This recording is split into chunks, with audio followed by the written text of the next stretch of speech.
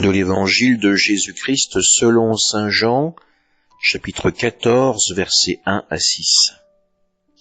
En ce temps-là, Jésus disait à ses disciples, « Que votre cœur ne soit pas bouleversé. Vous croyez en Dieu, croyez aussi en moi. Dans la maison de mon Père, il y a de nombreuses demeures. Sinon, vous aurais-je dit, je pars vous préparer une place. Quand je serai parti vous préparer une place, je reviendrai et je vous emmènerai auprès de moi, afin que là où je suis, vous soyez vous aussi. Pour aller où je vais, vous savez le chemin. » Thomas lui dit, « Seigneur, nous ne savons pas où tu vas, comment pourrions-nous savoir le chemin ?» Jésus lui répond, « Moi, je suis le chemin, la vérité et la vie. Personne ne va vers le Père sans passer par moi. » Acclamons la parole de Dieu.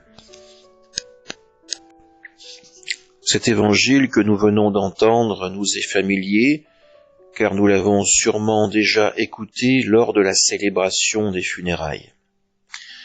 Les familles en font souvent le choix, car il y a quelque chose de réconfortant à entendre Jésus nous assurer que dans le royaume de son Père, il nous prépare déjà une demeure.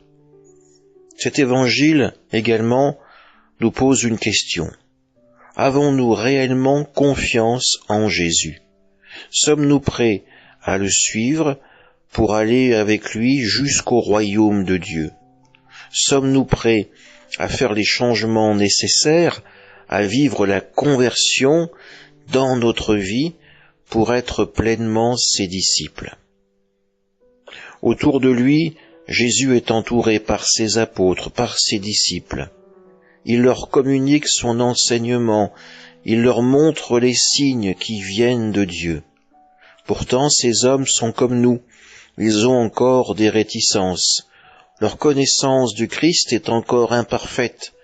Ils ont besoin de son aide pour continuer à avancer sur le chemin de la foi. Quand nous recevons cet évangile, nous constatons encore tout le chemin qu'il nous reste à parcourir pour être en pleine communion avec le Christ. Mais éclairés par la lumière de la résurrection, nous constatons également l'amour immense que Jésus nous donne pour nous aider à tenir bon dans cette marche. Oui, nous voulons faire confiance au Christ, nous avons aussi besoin de la force de son esprit pour y arriver, pour vivre la conversion nécessaire. Amen.